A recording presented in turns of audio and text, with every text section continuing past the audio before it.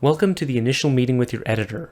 I'll be going into a lot of these points in much greater detail, especially in the setting up the cutting room lesson, but these are questions that you're going to want to talk to your editor early on just to establish general protocols, your editor's working style, how they like things set up.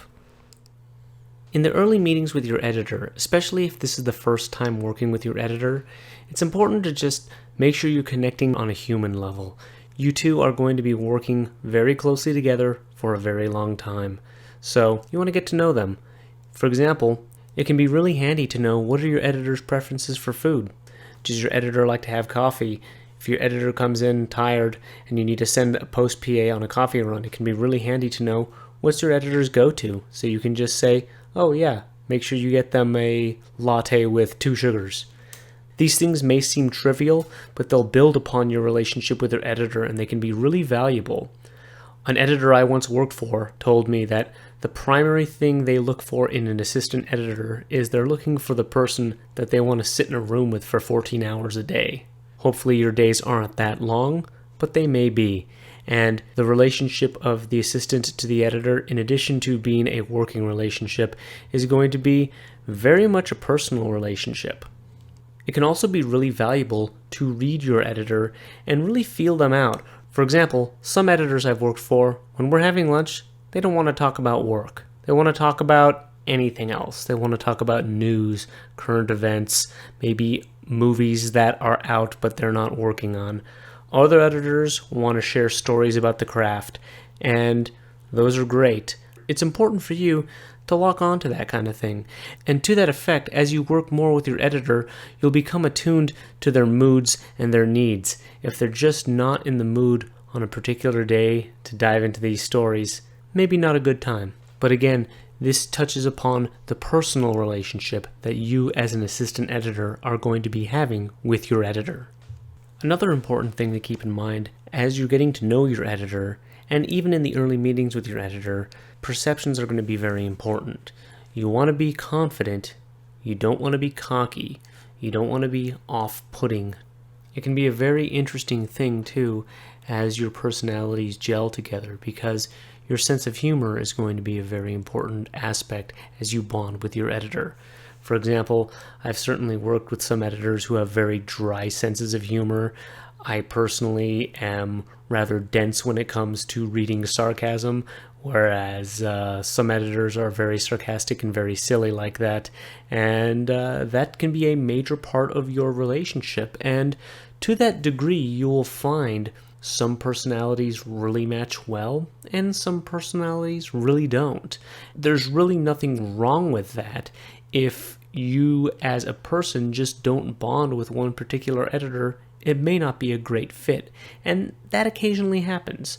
But to a certain degree, you can't change who you are as a person, but you can change certain things, or you can deal with certain things. And so you'll also find, in addition to understanding and reading the personality of your editor, reading the room is going to be an important thing in the editorial process. We'll touch upon the concept of reading the room later. Of course, you're going to want to get your editor's Avid settings. If they have those on a thumb drive, or if they can even be sent to you via email before you even get into the cutting room, get those, save those, back them up. Settings can sometimes go corrupt. That's something you want to have saved. When you get into your cutting room, you want that installed on all systems in case your editor ever has to sit down. It's very important. You're also going to want to know how to rebuild those settings. If they do go corrupt, if something goes amiss, just have a general idea. What I usually do is I make a screen grab of my editor settings. If anything goes wrong, I have a way of rebuilding them. Again, if you back them up, you're probably pretty safe, but you can never be too safe. Timeline organization, you're going to want to talk to your editor about how they want their timeline set up. If you're working on a complex visual effects film, you might have many tracks of video, and especially you might have very complex sound beds to complement those visual effects. So you're going to want to get on the same page with your editor. Some editors really don't like a lot of tracks. On Naked, we were only using 12. If you're working on an intense sci-fi film with intense visual effect beds, you might need to push it larger. So make sure you get on the same page with your editor early on. Color coding is another thing that's going to be very important. Color coding is extremely subjective, and as the assistant editor, everything you do is going to accommodate your editor. So it's always good to have your own set of color codes, however you like to have a timeline organized, but you have to be prepared to accommodate your editor.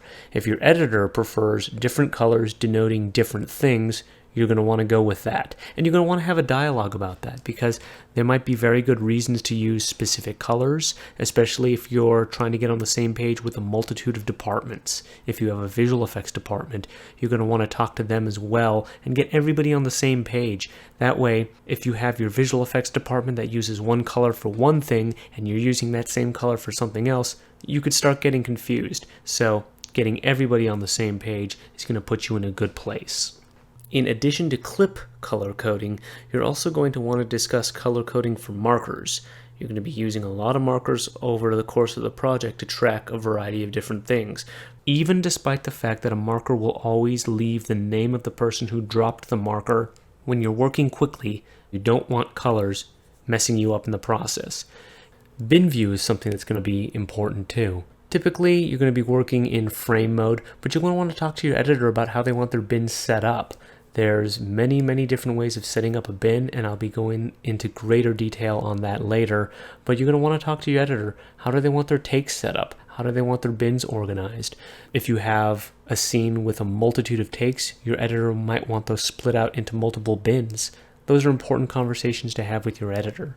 The notebook is going to be important. You're going to want to know what your editor is going to want in their notebook. Your editor might want all paperwork, but in my experience, generally, they're going to want the daily edit logs, the facing pages, and the line script. If they want more, you can talk to them and accommodate them. If they want less, then you give them less, and you save all that paperwork for your purposes. And of course, always have tabs, always have everything clearly labeled. Wall continuity. You're going to want to have a discussion with your editor as to whether they're going to want a wall continuity or not. A wall continuity can be very handy, and if your editor doesn't want it, then that's a lot of work that you don't even need to worry about. But if your editor does want one, that's something you're going to want to start thinking about early on, especially in the early days of your project when you're going to have just a few days of dailies coming in. You're going to have time to worry about these things and get them done. If you wait until the editor is working with their director, you might be up against a deadline when you really need to get that wall continuity up, especially as they're rearranging scenes. The wall continuity is something that's generally not needed until a little later in the process, but all of these things you can get ahead of early on and save yourself a lot of headache later. Generally, I find as the assistant editor, your editor will defer to you as to what's the best version of Avid to use based on your technical expertise, but you should have a discussion with your editor as to what do they prefer. If your editor prefers a certain version of Avid, that's something you're going to want to get that information and convey that to your vendor.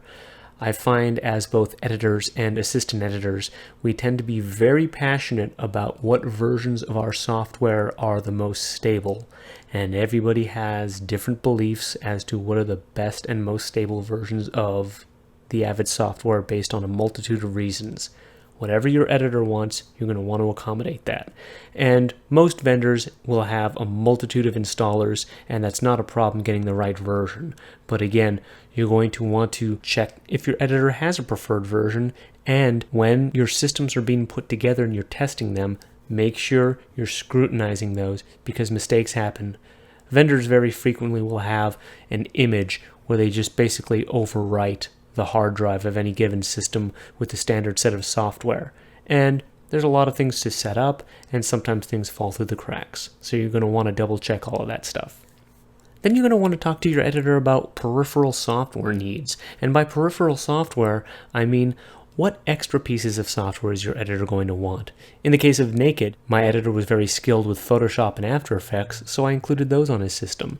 But are they going to want Compressor? You can also think about what software is going to be handy to have on your editor's system for when your editor is not there. For example, Naked utilized Compressor quite a bit to expedite outputs, and by having Compressor on both my editor system and my system, despite the fact that my editor was never doing outputs, that allowed me to utilize my editor's system when he wasn't in the office and get things out even faster.